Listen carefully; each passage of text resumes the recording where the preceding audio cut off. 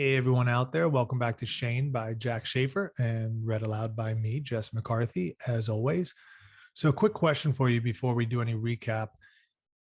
What would you do if somebody was basically threatening your home? Kind of saying, you need to move out. We'll give you some money for the house, but you need to move out. Or my buddies over here, these tough guys, back then they'd be cowboys. Maybe today they'd be gangsters or something. Who knows? Um, if you don't move out and you don't take my money that I'm giving you, we're going to beat you up. We're going to beat your family up. We're going to beat your neighbors up, which is basically what's happening in this book. Start families being threatened. What would you do? What would you do? Now, I asked that because Shane is in this weird position, or was in this weird position, where he's trying to get back to kind of this family life almost of just being a farmer, enjoying himself. He's got, this great Joe, got Marion to hang out with, got Bob as this cute little kid, or at least young man on the farm. And he wants to just enjoy his life out there.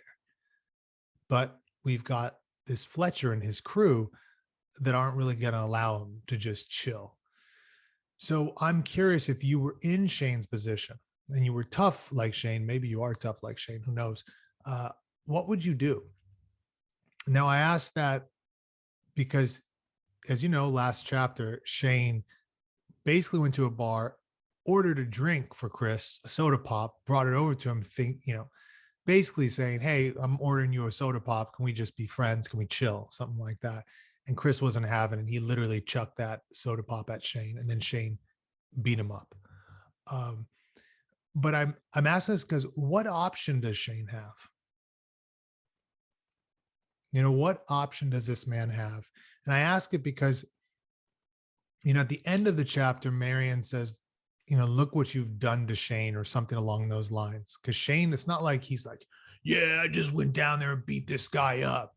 Everybody in the neighborhood or in this town is like, wow, look how amazing this Shane is. Like, it's a cool thing to beat somebody up. But Shane isn't feeling good about this. But should he feel good about this? Or should he not? So it's nothing in the book that's asking these questions, but it's just one of those things like, how would you feel, or what would you do in this situation? And then, is it right or wrong? So I just thought I'd throw that out there. Anyways, I basically gave you the summary of the last chapter, pigs, the fight is on. Let's hop into chapter 8 now. This time, Mother was right. Shane was changed. He tried to keep things as they had been with us, and on the surface, nothing was different. But he had lost the serenity that had seeped into him through the summer. He would no longer sit around and talk with us as much as he had. He was restless with some far hidden desperation. At times, when it rode him worst, he would wander alone about our place, and this was the one thing that seemed to soothe him. I used to see him, when he thought no one was watching, run his hands along the rails of the corral he had fastened, test with a tug the posts he had set, pace out past the barn looking up at the bulging loft, and stride out where the tall corn was standing in big shocks to dig his hands in the loose soil and lift some of it and let it run through his fingers. He would lean on the pasture fence and study our little herd like it meant more to him than lazy steers to be fastened for market.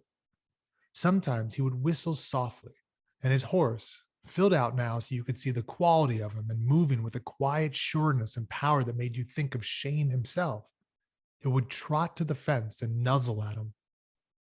Often he would disappear from the house in the early evening after supper. More than once, the dishes done, when I managed to slip past Mother, I found him far back in the pasture alone with the horse.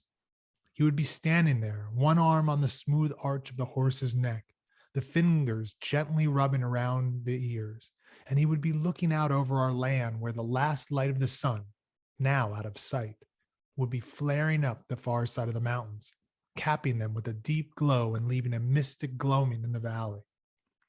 Some of the assurance that was in him when he came was gone now. He seemed to feel that he needed to justify himself, even to me, to a boy tagging his heels. Could you teach me? I asked him. to throw somebody the way you threw Chris. He waited so long I thought he would not answer. A man doesn't learn things like that, he said at last. You know them, and that's all. Then he was talking rapidly to me, as close to pleading as could ever come. I tried. You can see that, can't you, Bob? I let him ride me and I gave him his chance. A man can keep his self-respect without having to cram it down another man's throat. Surely you can see that, Bob. I could not see it. What he was trying to explain to me was beyond my comprehension then, and I could think of nothing to say. I left it up to him. He didn't have to jump me that second time. He could have called it off without crawling. He could have if he was man enough. Can't you see that, Bob? And I still could not. But I said I could. He was so earnest and he wanted me to so badly. It was a long, long time before I did see it. And then I was a man myself, and Shane was not there for me to tell. I was not sure whether father and mother were aware of the change in him. They did not talk about it, not while I was around anyway. But one afternoon, I overheard something that showed mother knew. I had hurried home from school and put on my old clothes and started out to see what father and Shane were doing in the cornfield when I thought of a trick that had worked several times. Mother was firm set against eating between meals. That was a silly notion. I had my mind set on the cookies she kept in a tin box on a shelf by the stove. She was settled on the porch with a batch of potatoes to peel, so I slipped up to the back of the house, through the window of my little room, and tiptoed into the kitchen. Just as I was carefully putting a chair under the shelf, I heard her call to Shane. He must have come to the barn on some errand, for he was there by the porch in only a moment. I peered out the front window and saw him standing close in, his hat in his hand, his face tilted up slightly to look at her leaning forward in her chair. I've been wanting to talk to you when Joe wasn't around. Yes, Marion? He called her that the same as father did, familiar yet respectful, just as he always regarded her with a tenderness in his eyes he had for no one else. You've been worrying, haven't you, about what may happen in this Fletcher business? You thought it would just be a case of not letting him scare you away and of helping us through a hard time. You didn't know it would come to what it has. And now you're worried about what you might do if there's any more fighting. You're a discerning woman, Marion. You've been worrying about something else, too. You're a mighty discerning woman, Marion. And you've been thinking that maybe you'll be moving on. And how do you know that? Because it's what you ought to do for your own sake. But I'm asking you not to. Mother was intense and serious, as lovely there with the light striking through her hair as I had ever seen her. Don't go, Shane. Joe needs you. More than ever now. More than he would ever say. And you? Shane's lips barely moved, and I was not sure of the words. Mother hesitated. Then her head went up.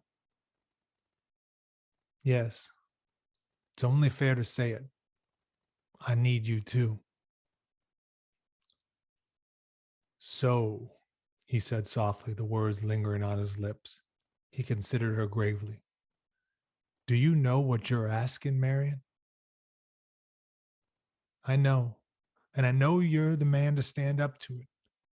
In some ways, it would be easier for me too, if you rode out of this valley and never came back. But we can't let Joe down. I'm counting on you not ever to make me do that. Because you've got to stay, Shane, no matter how hard it is for us. Joe can't keep this place without you. He can't buck Fletcher alone. Shane was silent, and it seemed to me that he was troubled and hard-pressed in his mind. Mother was talking straight to him, slow and feeling for the words, and her voice was beginning to tremble. It would just about kill Joe to lose this place. He's too old to start in again somewhere else. Oh, we would get along, and it might even do real well. After all, he's Joe Sterrett, He's all man and he can do what has to be done. But he promised me this place when we were married. He had it in his mind for all the first years. He did 2 men's work to get the extra money for the things we would need. When Bob was big enough to walk and help some and he could leave us, he came on here and filed his claim and built this house with his own hands. And when he brought us here, it was home. Nothing else would ever be the same. Shane drew a deep breath and let it ease out slowly. He smiled at her, and yet, somehow, as I watched him, my heart ached for him. Joe should be proud of a wife like you. Don't fret anymore, Marion. You'll not lose this place. Mother dropped back in her chair. Her face, the side I could see from the window, was radiant.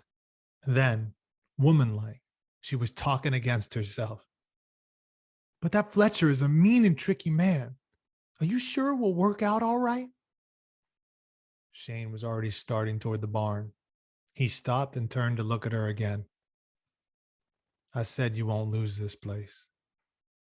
You knew he was right because the way he said it, and because he said it. That's it for chapter 8. That's a short chapter. So there's a lot going on in there in this brief chapter. I don't want to get into what's kind of between the words in this chapter because there's something going on here, and I'm curious if you spot it.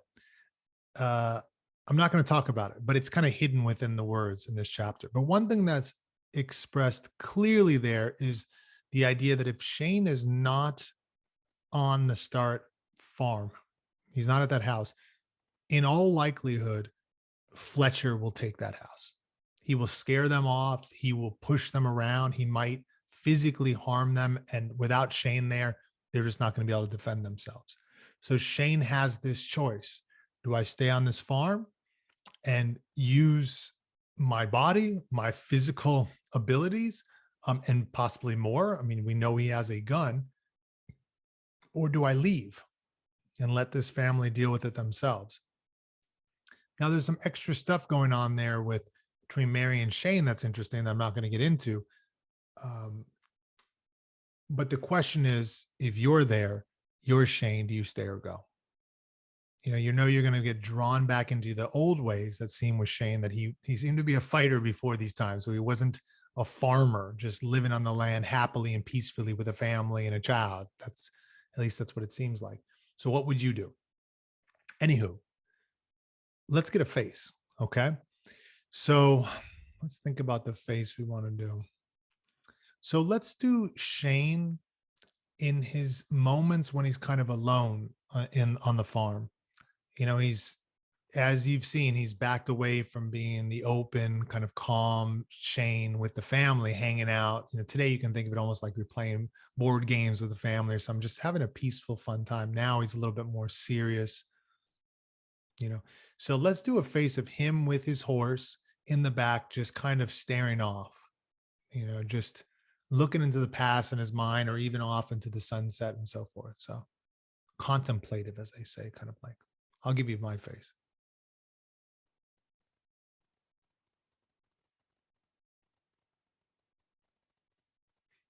Okay, hopefully I explained that good enough. You can do a face on that. That's it. Good times here. I mean, not the greatest in the book, but I hope you all are enjoying yourselves out there wherever you are at. Again, happy as always to be with you. Shane by Jack Schaefer. I'm Jesse McCarthy. You can always comment here or reach out to me at Jesse, J-E-S-S-E, at jessymccarthy.com. All right, guys, take care, everyone.